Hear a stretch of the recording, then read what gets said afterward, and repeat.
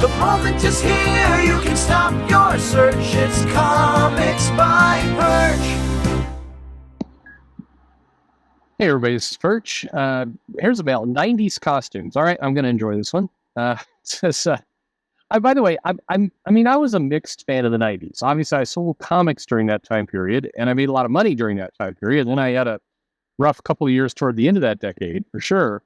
But, in many ways, I have to credit the comic industry for struggling, I think, in the later part of the 90s as motivation to really get in and do consulting work and everything else. So there's this other reality where the business would have continued to be good in the 90s. And I would have never gotten into doing a lot of things I was doing. I would have been a lot poorer. So it's kind of weird to think about, actually. But anyway, it says, hey, Perch, I hope all is well. YouTube won't be the same when you finally close up shop and leave your boots in the ring. For those of you who don't know, by the way, when you retire, you leave your boots in the ring, and it's a kind of an old tradition. One that's been broken a lot, where, sometimes wrestlers would leave their boots in the ring and then, show up a couple weeks later, I'm not retired anymore. I mean, the late, very, very great Terry Funk was somebody who seems to have retired several times. I've been proud of Ric Flair for more or less kind of sticking it. But anyway, be that as may. I also like how his channel somehow morphed between comics and wrestling. But in my mind, those two pastimes always did kind of match up well together. Anyway, it says, your channels let help me get back into comics. For that, I will always be grateful, as will the owner of my LCS. Well, I'm trying. It's all a big sigh. I figured I'd ask a more lighthearted sort of question that you can hear from a comic shop. Lots of characters got new costumes in the 90s. I'm hard-pressed to think of any that were actually good and weren't mutants. This goes for Marvel and DC. Are there any costume redesigns from the 90s that you like outside of the X books? All right, that's the question. I liked Supergirl's outfit that they kind of played around in the 90s, but I guess that makes me a purr. Like we haven't already crossed that bridge. I think a lot of you are going to disagree with this, but I like Daredevil's costume that he briefly got in the 90s. And I know he's like tons of people have shit on that one. But I actually thought that one was pretty decent. I think the challenge was, a lot of the X-Men were very popular. And so a lot of the redesigns for costumes started there because, they're trying to tweak the book, give it its own visual look and feel. And it had very, very strong artists and, talent on those titles. And so as a result, the costume designers, the people who are putting in the work to do it, were just a little bit more skilled at their job than others. And then also the mutants in general had a kind of, they had a vibe going where, they're somewhat outlaws, and they were, it was this blend between, a traditional kind of Superman-like costume with a cape and something a little bit more dark and gritty that might have pouches and be more, you look at Cable, the shoulder pads and the pouches and all the things there, you wouldn't look at that and go, well, that's a very utilitarian kind of costume. But in a large way, that was exactly what it was. It was a costume designed to have a lot of kind of utility and meaning. And, it fits. It fit the vibe of the book. It fit the vibe of what the mutants were trying to be.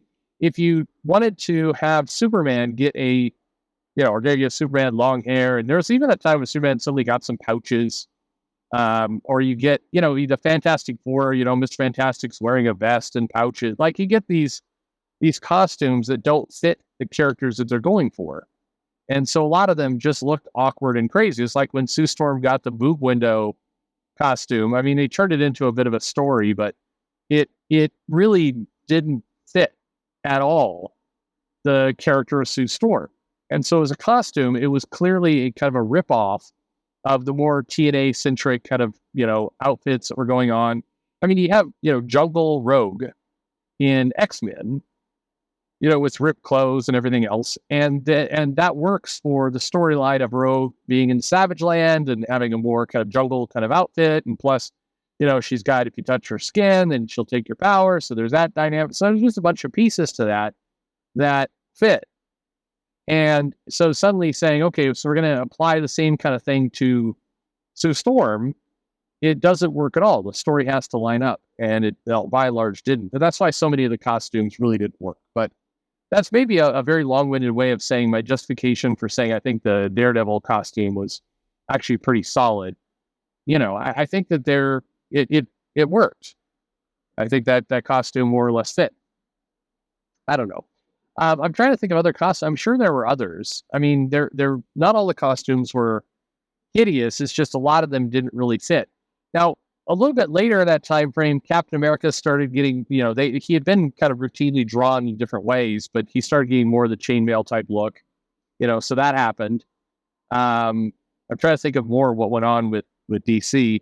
I mean, the Batman, the various like Azrael as Batman, I never really liked that and everything that went on there, and they did things with Green Lantern and Flash. No, I think you're right. In the 90s, the primary costumes that worked in all the redesigns were the X-Men, but the reason they worked is because they were thoughtful, and that's what it is.